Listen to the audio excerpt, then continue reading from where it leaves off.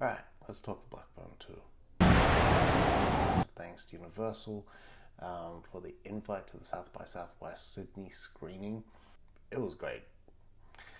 If you want something that evokes the movies of the 80s, from the score to the scenes, how things are blocked and shot, to um, like little throwbacks and whatnot, it kind of did its job. And for me, it improved upon the first one immensely.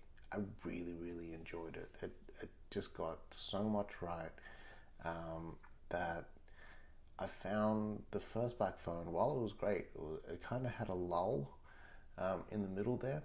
This movie pivots straight into that horror genre and stays there.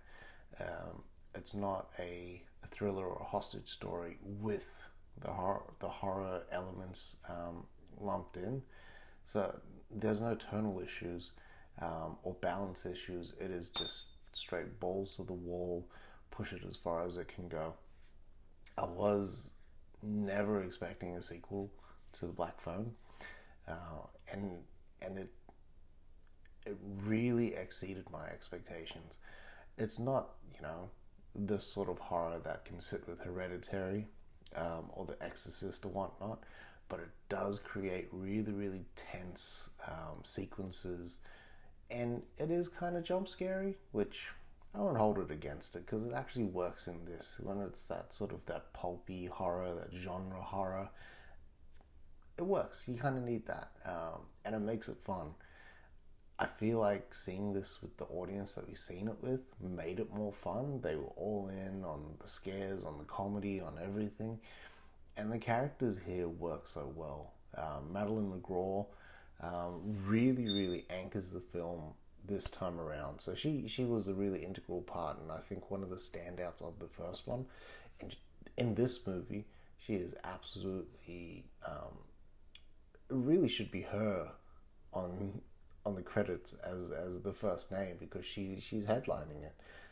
It's really her film this time around, and she does a fantastic job.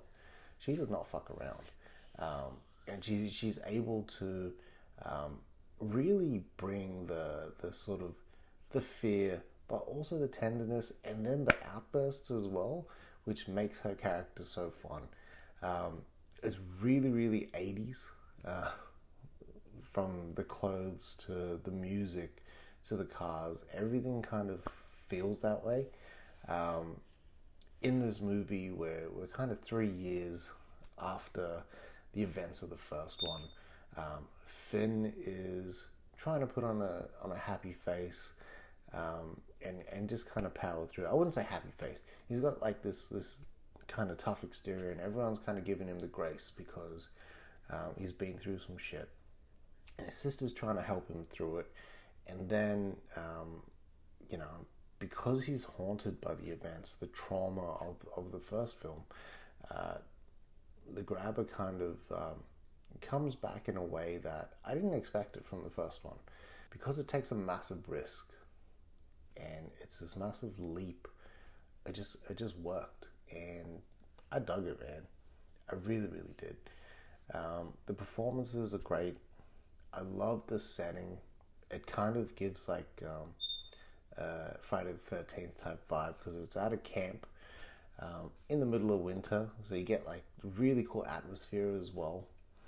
Um, you do kind of get like this Michael Myers type vibe with the grabber and the way he stalks the victims out in the open.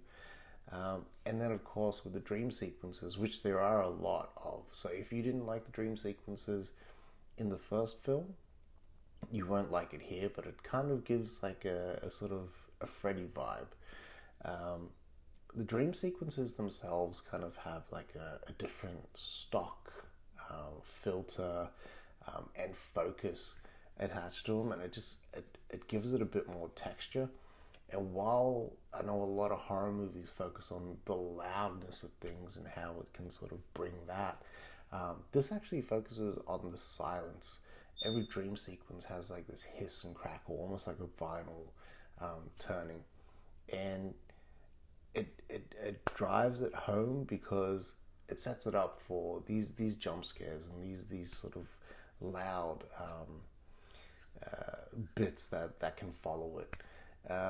The movie, in essence, just, I think Scott Derrickson got his archetypes right, because it kind of ends up in a place where it really is good versus evil and heaven versus hell, and it's so evident and so clear, and I think that's what made it even more 80s. There was no mistaking it. There's no sort of grey characters, anti-heroes, and all that sort of stuff. The body count isn't that high. It's still very gory though. You get a lot of peeled skin and dismembered joints, and man, even one person gets their face chopped in half. It is what it is. It's a horror movie. I definitely think this is a worthy follow-up to the first movie, and it brings the fun. I don't know if that's what happens when you have like a 80s set movie. I would even love to see Scott Derrickson do a third, because I think that could be fun.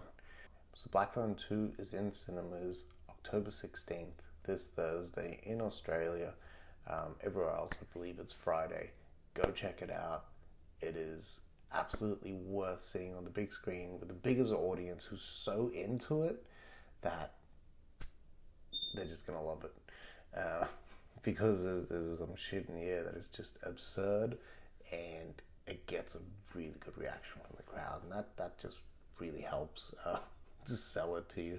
As always, let us know your thoughts. If you liked it, you didn't like it, you're excited to see it, but yeah, see you on the next one.